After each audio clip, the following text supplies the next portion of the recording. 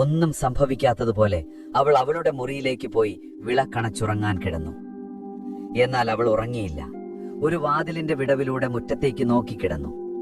കള്ളന്മാരുടെ തലവൻ തന്റെ മുറിയിൽ നിന്ന് പുറത്തു വരുന്നത് കാത്ത് അവൾക്കറിയാമായിരുന്നു ഈ കഥ ഇനിയും അവസാനിച്ചിട്ടില്ലെന്ന്.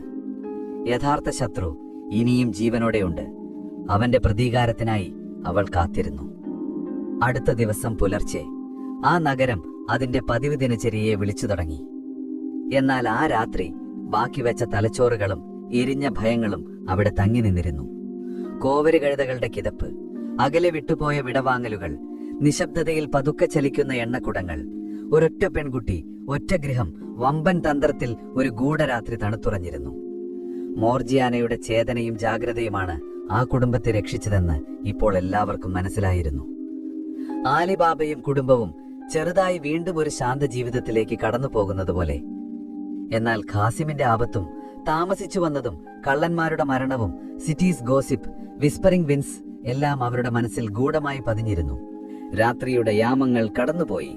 ആലിബാബയുടെ വീട് നിശബ്ദതയിൽ ആഴ്ന്നിരുന്നു. തന്റെ മുറിയിൽ അതിഥിയായി അഭിനയിക്കുന്ന കള്ളന്മാരുടെ തലവൻ അക്ഷമനായി കാത്തിരിക്കുകയായിരുന്നു. എല്ലാവരും ഗാഠനിദ്രയിലാണ്ടുമെന്ന് അയാൾ ഉറപ്പിച്ചു. തന്റെ കൂട്ടാളികൾക്ക് സിഗ്നൽ നൽകാനുള്ള സമയം അതിക്രമിച്ചിരിക്കുന്നു. ആലിബാബയെയും കുടുംബത്തെയും ഈ ഭൂമുഖത്ത് നിന്ന് തുടച്ചു നീക്കി തങ്ങളുടെ നിധിയുടെ ഏക അവകാശിയായി മാറുന്ന നിമിഷം അയാൾ മനസ്സിൽ കണ്ടു. അയാൾ ശബ്ദമുണ്ടാക്കാതെ തന്റെ മുറിയുടെ വാതിൽ തുറന്ന് മുറ്റത്തേക്ക് നടന്നു. തന്റെ പദ്ധതിയുടെ അവസാന ഘട്ടം നടപ്പിലാക്കാനുള്ള സമയമായി. മുറ്റത്തെത്തിയ അയാൾ നേരെ എണ്ണക്കുടങ്ങൾക്കടുത്തേക്ക് ചെന്നു. നേർത്തൊരു വിളിയിലൂടെയോ കല്ലെറിഞ്ഞോ അവരെ ഉണർത്താമെന്ന് കരുതി. അയാൾ ആദ്യത്തെ കുടത്തിനടുത്തേക്ക് ചെന്ന് പതിഞ്ഞ സ്വരത്തിൽ വിളിച്ചു. മറുപടിയില്ല. അയാൾ ഒന്നുകൂടി വിളിച്ചു. വീണ്ടും നിശബ്ദത. നേരിയ സംശയത്തോടെ അയാൾ രണ്ടാമത്തെ കുടത്തിനടുത്തേക്ക് നീങ്ങി. അവിടെയും പ്രതികരണമൊന്നുമുണ്ടായില്ല. അയാളുടെ നെഞ്ചിൽ ഭയത്തിന്റെ ഒരു തണുപ്പ് അരിച്ചിറങ്ങി. എന്തോ പന്തിക്കേടുണ്ടെന്ന് അയാൾക്ക് തോന്നി. അയാൾ വേഗം ആദ്യത്തെ കുടത്തിന്റെ അടപ്പ് തുറന്നു നോക്കി. ഉള്ളിലേക്ക് നോക്കിയ അയാളുടെ മുഖം ഭയവും അവിശ്വസനീയതയും കൊണ്ട് കോടിപ്പോയി. കുടത്തിനുള്ളിൽ തന്റെ കൂട്ടാളി ജീവനറ്റ ശരീരമായി കിടക്കുന്നു. തിളച്ച എണ്ണയുടെയും കരിഞ്ഞ മാംസത്തിന്റെയും രൂക്ഷഗന്ധം അയാളുടെ നാസികയിലേക്ക് തുളച്ചു കയറി.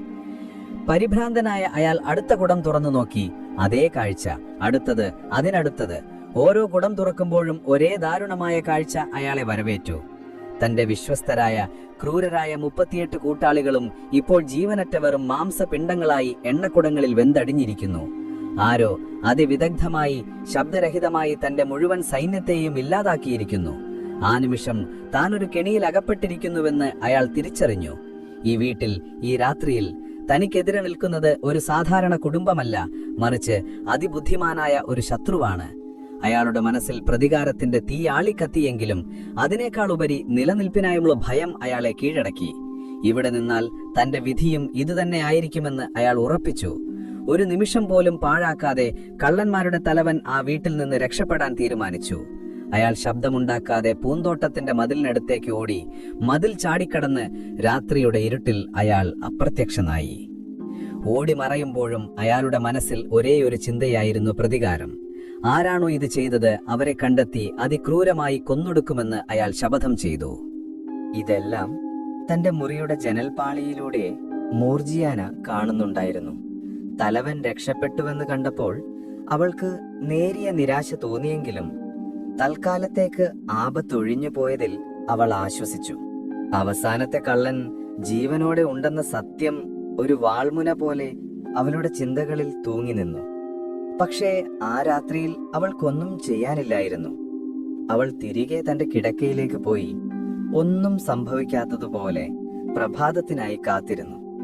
പിറ്റേന്ന് രാവിലെ ആലിബാബ ഉണർന്നത് തികച്ചും സാധാരണമായ ഒരു പ്രഭാതത്തിലേക്കായിരുന്നു. രാത്രി നടന്ന ഭയാനകമായ സംഭവങ്ങളെക്കുറിച്ച് അയാൾ ഒന്നും അറിഞ്ഞിരുന്നില്ല. അതിഥിയായി വന്ന എണ്ണ വ്യാപാരി അതിരാവിലെ തന്നെ യാത്ര പറഞ്ഞു പോയിരിക്കാം എന്ന് അയാൾ കരുതി. വീട്ടുജോലികൾ ചെയ്യുന്ന മോർജിയാനയെ കണ്ടപ്പോൾ അവൾക്ക് നന്ദി പറയാൻ അയാൾ മറന്നില്ല. മോർജിയാന, ഇന്നലെ രാത്രി നീ വളരെ വൈകിയാണല്ലേ ഉറങ്ങിയത്? എല്ലാം ഭംഗിയാക്കി വെച്ചിരിക്കുന്നു. അവൾ ഒരു പുഞ്ചിരിയിൽ മറുപടി ഒതുക്കി. ആ രാത്രിയിലെ രഹസ്യം അവൾ തൽക്കാലം തന്റെ മനസ്സിൽ തന്നെ സൂക്ഷിച്ചു. അന്ന് രാത്രി എല്ലാവരും ഉറങ്ങിയ ശേഷം മോർജിയാന ആലിബാബയെ മാത്രം വിളിച്ചുണർത്തി മുറ്റത്തേക്ക് കൊണ്ടുപോയി. അവിടെ വെച്ച് തലേ ദിവസം രാത്രി നടന്ന എല്ലാ കാര്യങ്ങളും അവൾ അവനോട് വിശദീകരിച്ചു. എണ്ണക്കുടങ്ങൾ തുറന്ന് അതിലെ ഭീകരമായ കാഴ്ചകൾ കണ്ടപ്പോൾ ആലിബാബ ഞെട്ടിത്തരിച്ചുപോയി. ഭയം കൊണ്ട് അയാളുടെ വാക്കുകൾ നിലച്ചു. മോർജിയാന എന്ന ആ അടിമ പെൺകുട്ടി ഇല്ലായിരുന്നെങ്കിൽ ഇന്ന് താനും തന്റെ കുടുംബവും ജീവനോടെ ഉണ്ടാവുമായിരുന്നില്ലെന്ന് അയാൾ വേദനയോടെ തിരിച്ചറിഞ്ഞു. അയാളുടെ കണ്ണിൽ അവൾ ഒരു മാലാഖയെ പോലെ തോന്നി. അവരുടെ മുന്നിൽ ഇനിയൊരു വലിയ ദൗത്യം കൂടി ഉണ്ടായിരുന്നു. ഈ 38 മൃതദേഹങ്ങൾ ആരും അറിയാതെ സംസ്കരിക്കണം. ആലിബാബയും മോർജിയാനയും ചേർന്ന് രാത്രിയുടെ മറവിൽ പൂന്തോട്ടത്തിന്റെ ഒരറ്റത്തായി ഒരു വലിയ കുഴിയെടുത്തു. ഓരോ ശരീരങ്ങളായി ആ കുഴിയിലേക്ക് മാറ്റി മണ്ണിട്ട് മൂടി. ആരും കാണാതെ ആ ഭയാനകമായ രഹസ്യം അവർ ആ മണ്ണിൽ കുഴിച്ചു മൂടി. ദിവസങ്ങൾ കടന്നുപോയി. ആലിബാബ ഖാസിമിന്റെ കച്ചവട സ്ഥാപനങ്ങൾ ഏറ്റെടുത്തു. ഗുഹയിൽ നിന്നെടുത്ത സ്വർണം ബുദ്ധിപരമായി ഉപയോഗിച്ച് അയാൾ നഗരത്തിലെ ഒരു പ്രമുഖ വ്യാപാരിയായി മാറി. ഖാസിമിന്റെ ഭാര്യയെയും മക്കളെയും അയാൾ സ്വന്തം കുടുംബം പോലെ സംരക്ഷിച്ചു. ആലിബാബ ഇപ്പോൾ ഒരു ധനികനായിരുന്നു. പക്ഷേ അയാൾ തന്റെ പഴയ കാലം മറന്നില്ല. പാവപ്പെട്ടവരെ സഹായിക്കാനും നീതിയോടെ ജീവിക്കാനും അയാൾ എപ്പോഴും ശ്രദ്ധിച്ചു.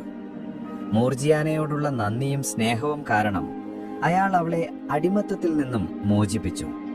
എങ്കിലും അവൾ ആ കുടുംബത്തോടൊപ്പം അവരുടെ ഒരു സംരക്ഷകയെ പോലെ തുടർന്നു. കാരണം ആ അവസാനത്തെ കള്ളൻ ഇനിയും മടങ്ങി വന്നേക്കാമെന്ന് അവൾക്ക് നന്നായി അറിയാമായിരുന്നു. ആ ഭയം, ആ അദൃശ്യമായ ഭീഷണി അവരുടെ സന്തോഷത്തിനുമേൽ ഒരു കരിനിഴൽ പോലെ എപ്പോഴും നിലനിന്നു. ആ കുടുംബം ഒരു പുതിയ ജീവിതം ആരംഭിക്കുകയായിരുന്നു. സമ്പന്നവും എന്നാൽ ഒളിഞ്ഞിരിക്കുന്ന അപകടത്തെക്കുറിച്ച് ബോധ്യമുള്ളതുമായ ഒരു ജീവിതം. മാസങ്ങൾ വർഷങ്ങൾക്ക് വഴിമാറി. കാലം ഒരു ശാന്തമായ നദി പോലെ ഒഴുകി നീങ്ങി. ആലിബാബയുടെ ജീവിതം സമ്പൽ സമൃദ്ധി നിറഞ്ഞതായിരുന്നു. ഖാസിമിന്റെ മരണശേഷം അയാളുടെ കച്ചവട സ്ഥാപനങ്ങൾ ഏറ്റെടുത്ത ആലിബാബ തന്റെ ബുദ്ധിയും സത്യസന്ധതയും കൊണ്ട് അതിനെ കൂടുതൽ ഉയരങ്ങളിലേക്ക് എത്തിച്ചു. ഗുഹയിൽ നിന്നുള്ള സമ്പത്ത് അയാൾ വിവേകത്തോടെ ഉപയോഗിച്ചു.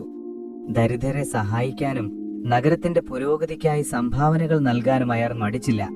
അങ്ങനെ പഴയ വിറകുവെട്ടുകാരൻ ആലിബാബ ഇപ്പോൾ നഗരത്തിലെ ഏറ്റവും ആദരണീയനായ വ്യാപാരികളിൽ ഒരാളായി മാറി.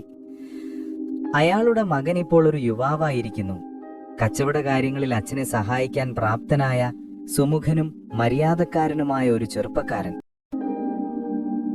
ആലിബാബയുടെ വീട്ടിൽ മോർജിയാന ഇപ്പോഴും ഒരു കുടുംബാംഗത്തെ പോലെ കഴിഞ്ഞു. അടിമത്തത്തിൽ നിന്ന് മോചിപ്പിക്കപ്പെട്ടുവെങ്കിലും ആലിബാബയോടും കുടുംബത്തോടുമുള്ള അവളുടെ സ്നേഹവും കടപ്പാടും അവളെ അവിടെ തന്നെ നിലനിർത്തി. കള്ളന്മാരുടെ കഥ ഇപ്പോൾ ഒരു പഴയ ഓർമ്മ മാത്രമായി മാറിയിരുന്നു. എങ്കിലും മോർജിയാനയുടെ കണ്ണുകൾ എപ്പോഴും ജാഗരൂകമായിരുന്നു. ആ അവസാനത്തെ കള്ളൻ, ആ പ്രതികാരദാഹിയായ തലവൻ ഒരു നാൾ മടങ്ങി വരുമെന്ന് അവളുടെ മനസ്സ് പറഞ്ഞുകൊണ്ടിരുന്നു. അപ്പോൾ അവസാന ഭാഗത്തിനായി കാത്തിരിക്കൂ. അടുത്ത എപ്പിസോഡിൽ കാണാം. Okay, by.